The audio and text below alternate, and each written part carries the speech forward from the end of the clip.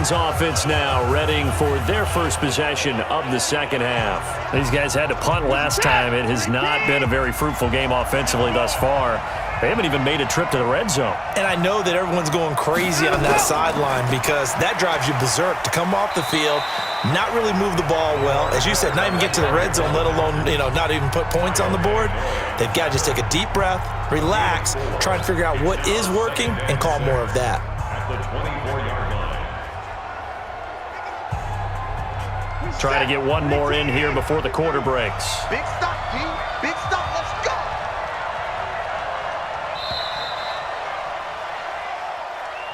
And that is going to do it for this third quarter of action. We'll return with more after this. This is the NFL, and it's on EA Sports. They'll come up 2nd and 6 now from the 24. Now Watson. And he almost intercepted it. They haven't picked a ball off yet. That probably should have been their first. And it's third down now.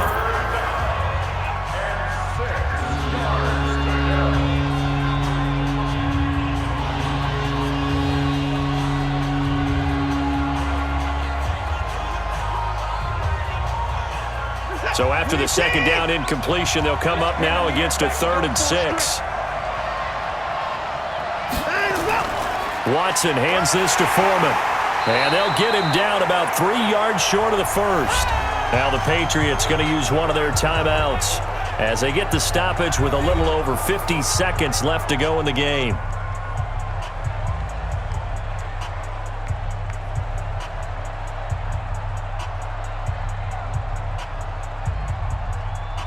The Texans send the punter out as he'll kick it away for the second time.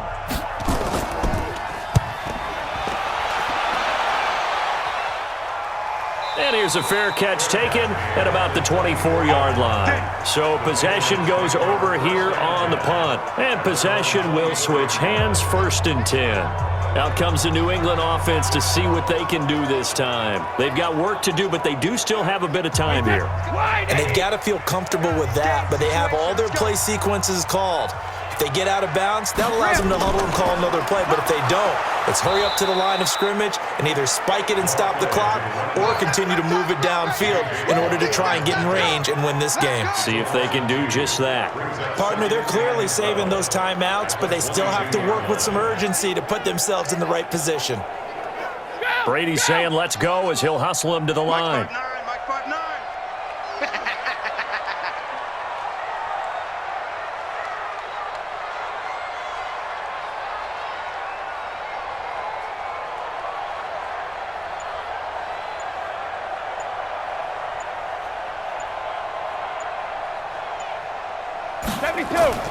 To throw is Brady.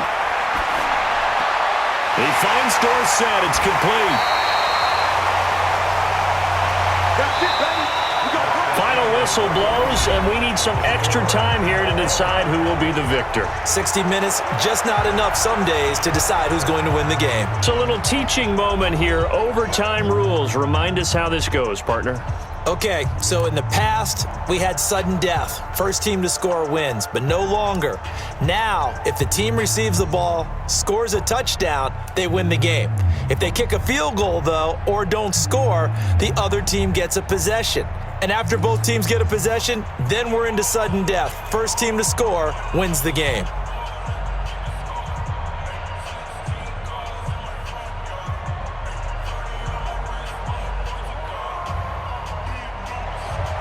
Nothing between these two teams for 4 quarters. Here we go to begin overtime. This is fielded at the goal line.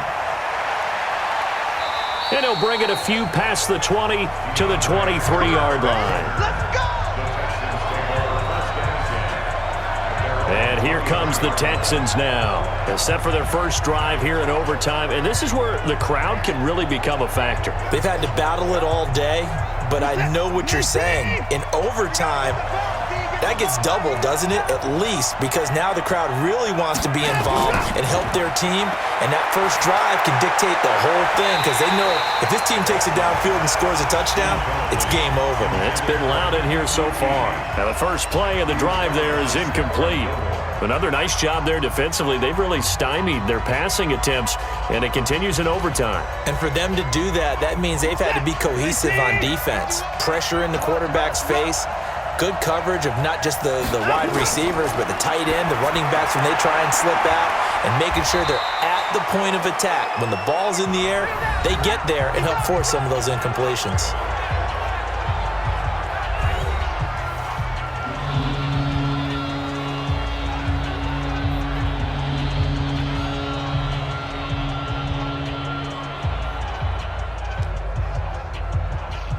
Coming up on a 3rd and 9. Opening drive of overtime as they look to convert. From the gun, here's Watson.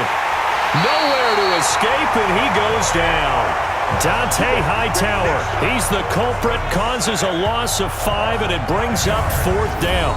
Now, we talk about players blitzing all the time. I often laugh and sometimes call it just straight-ahead pursuit. What a running start right back to the backfield for him. Yeah, it really didn't give anybody a chance to get up there and stop him. No, I mean, that's really, really difficult. You're asking a whole lot anyway, but when he gets that kind of a start and comes through clean, oftentimes the advantage definitely goes to the defensive player. The Texans send the punter out. On for a very important punt here in overtime. Averaging 50 yards a boot so far as this one's away. 51 yards on the punt there. And the offense will take over with a new set of downs. The Pats at the line ready to go. Their defense did its job, got the stop. All they need is 3, and this is over. Couldn't have done much else other than score themselves and end it. But they turned it back over to him, and now all they need is a field goal to win the game. An excellent job by the defense. Can the offense finish things off? Now part 1 is done, now part 2.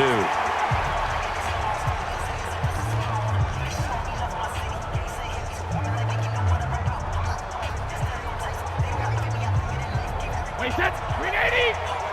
Here we go. Watch the run.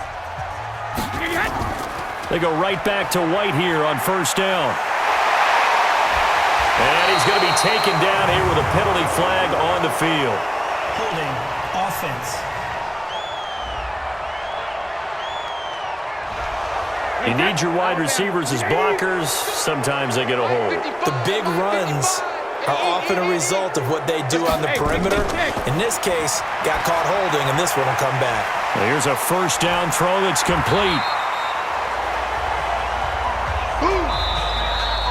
So the OT clock hits 0, and we're still not done. We'll switch sides and need at least one more OT to decide it after this. Wait, set, wait, 20. Check 55, Mike. It's a party now. On 2nd down, it's White. And he's going to be close to a 1st down as the tackle is made at the Texans' 36. Despite the blitz, they're still able to pick up a nice, solid gain. The disadvantage of blitzing often alters the normal spacing and run fits and leaves creases like they were able to exploit right there. Wait, set, wait, 20. Stay with your man. Hey, They stay on the ground. This time it's Michel. Boy, no chance as he was met and dropped behind the line there. Tough sledding. They lose a yard there on 3rd. That didn't appear to be a run blitz. He just darted in once he saw the run develop. That appeared to be a case of see ball, get ball.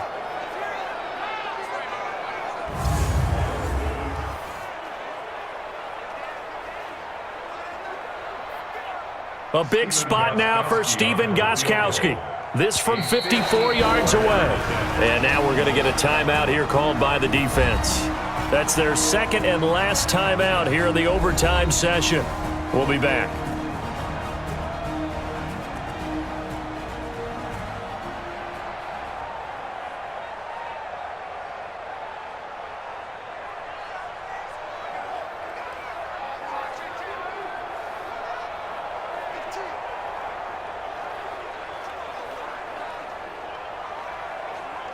So here we go. Maybe the biggest kick of the game forthcoming. This from 54 yards away.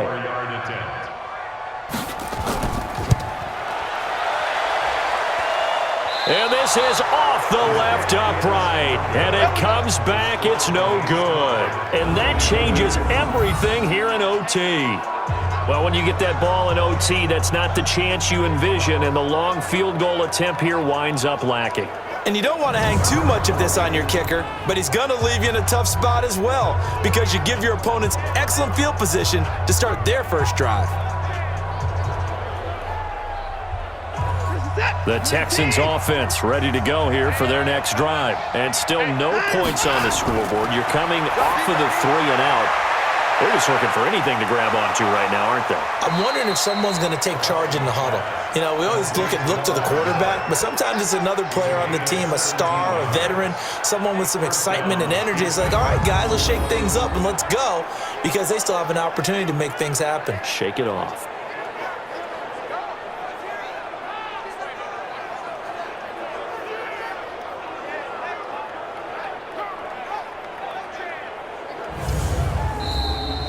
One overtime. How about 2? We need another. We're still even. We'll switch sides and have that second overtime in just a moment.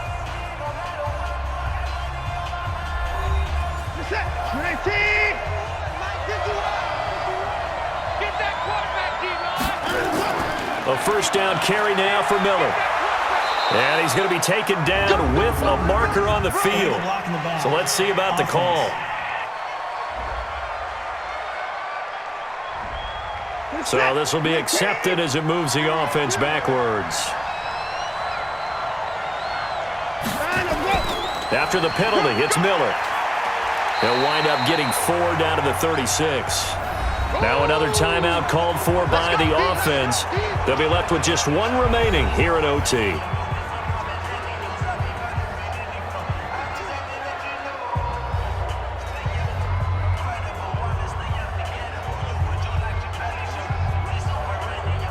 The run got 4. Now they deal with a 2nd and 6. To throw is Watson. And Thomas has it.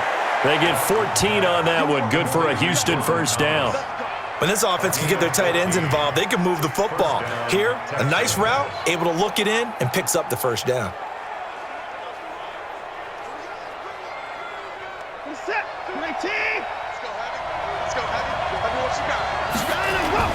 They'll run on first down. Foreman. Give him a couple on the carry there. 2nd and 8.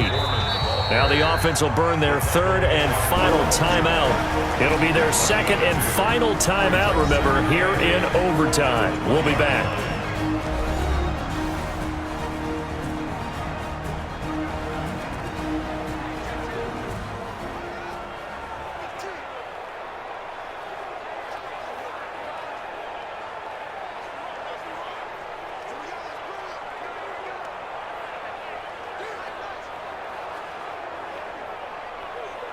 Right now, you know that the heart is pumping for Kaimi Fairbairn. Now whistles blow and the Patriots are going to take another timeout. They'll be down to just 1 remaining as we step aside here in overtime.